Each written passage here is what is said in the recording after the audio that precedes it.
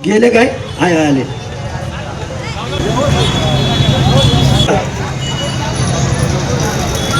हे घ्या दोघी, तुम्ही इथं थांबा, दोघी समोर थांबा.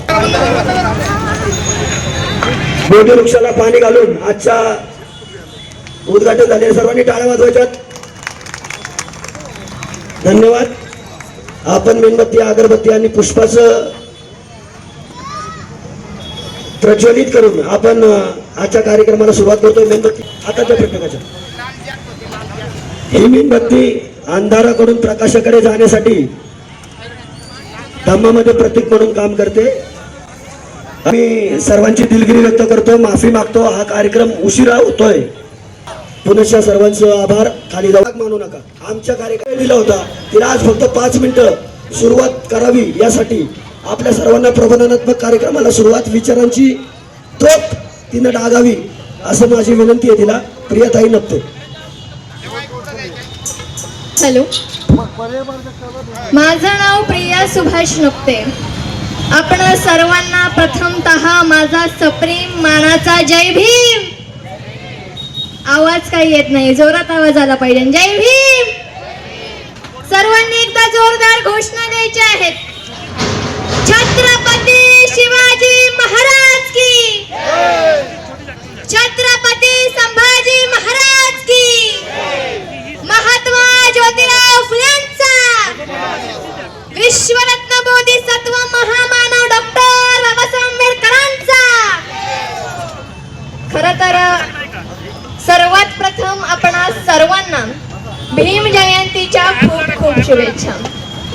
आज माझ्या माता भगिनी येथे उपस्थित आहेत, म्हणून मला म्हणावेसे वाटते की अरे भीम जी ने हमें बलवान बना डाला. भीम जी ने हमें बलवान बना डाला, हटा न पाए वो चट्टान बना डाला. भीम जी ने हमें बलवान बना डाला, हटा न पाए वो चट्टान बना डाला. अरे मेरे भीम जी के संविधान का करिश्मा तो देखो यारो. जिन महिलाओं को अछूत कहा जाता था उन्हें राष्ट्रपति और प्रधानमंत्री बना डाला. खरं तर बाबासाहेबांची जयंती आहे. जोश हा आपल्यामध्ये असायलाच हवा. म्हणून मला म्हणावेसे वाटते की इंसान को इंसान बनाने के लिए बुद्ध ने राज्य छोड़ा. इंसान को इंसान बनाने के लिए बुद्ध ने राज्य छोड़ा. सम्राट अशोक ने युद्ध छोड़ा. फुले ने घर छोड़ा और मेरे डॉक्टर बाबा साहब अम्बेडकर ने धर्म छोड़ा. धर्म छोड़ा. लेकिन आजकल की परिस्थिति को देखकर मुझे लगता है कि आजकल का भारत का युवा इतना वीर है कि मंदिर मस्जिद के लिए खून तक बहा सकता है, लेकिन कायर इतना है कि जो रोजगारों के मुद्दों पर सवाल तक नहीं उठाता. अरे एक तथ्य यह भी है कि हमारे पास राफेल है, लेकिन गरीबों के घरों में राशन नहीं. गांव और शहर की बेटियां अपना नाम रोशन करने के लिए अखबारों में आना चाहती है, लेकिन सुनने में आती है उनकी सिसकियां.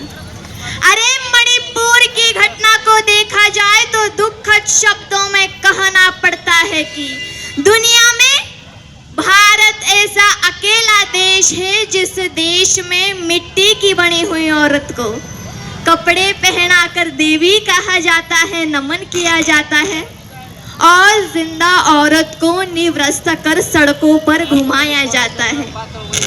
इस बात पर मुझे अण्णा भाऊ साठे की वह काव्य पंक्तियां याद आती है. अण्णा भाऊ साठे म्हणतात, ही न्याय व्यवस्था कायिकांची रखेल झाली. ही न्याय व्यवस्था कायिकांची रखेल झाली. ही संसद ही हिजाड्यांची हवेली झाली. हिजाड्यांची हवेली झाली. अहो मी माझ्या व्यथा मांडू कोणाकडे. मी माझ्या व्यथा मांडू कोणाकडे, कारण येथली न्याय व्यवस्था भ्रष्टतेने रंगीन झाली. भ्रष्टतेने रंगीन झाली. खरं तर आपला जास्त वेळ काही मी घेणार नाहीये, परंतु आज संगीताचा कार्यक्रम आहे, गीताचा कार्यक्रम आहे, म्हणून मला म्हणावेसे वाटते की मला काय गाता वगैरे येत नाही, परंतु छोटासा एक प्रयत्न करते. आजच्या या समाजाला पाहून फार वाईट वाटतं, म्हणून ताई मला म्हणावंसं वाटतं. बा भीमा, बा भीमा, तुझ्या त्या चळवळीची राख रांगोळी केली. बा भीमा, तुझ्या त्या चळवळीची राख रांगोळी केली. सिंहावाने डरकाळीची बंद आरुळी झाली. तुझ्या त्या चळवळीची राख रांगोळी केली. सिंहावाने डरकाळीची बंद आरुळी झाली. कावळे कालचे, कावळे कालचे झाले बेलगाम पुन्हा. कावळे कालचे झाले बेलगाम पुन्हा. भीमा तुझं बाळ आता झालं रे गुलाम पुन्हा. भीमा तुझं बाळ आता झालं रे गुलाम पुन्हा. सर्वांनी एकदा जोरदार घोषणा द्यायची आहे.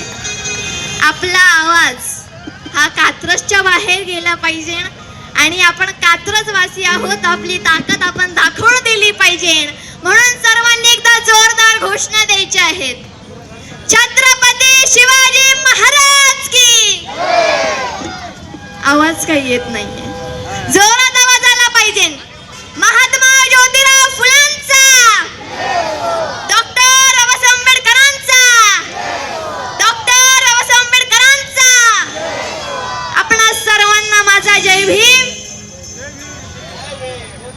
जोरात आवाज आला पाहिजे. बाबासाहेबांनी तुम्हा आम्हाला माणूस म्हणून जगण्याचा अधिकार दिला आहे, म्हणून जोरात आवाज आला पाहिजे. जय भीम, जय शिवराय, नमो बुद्धाय.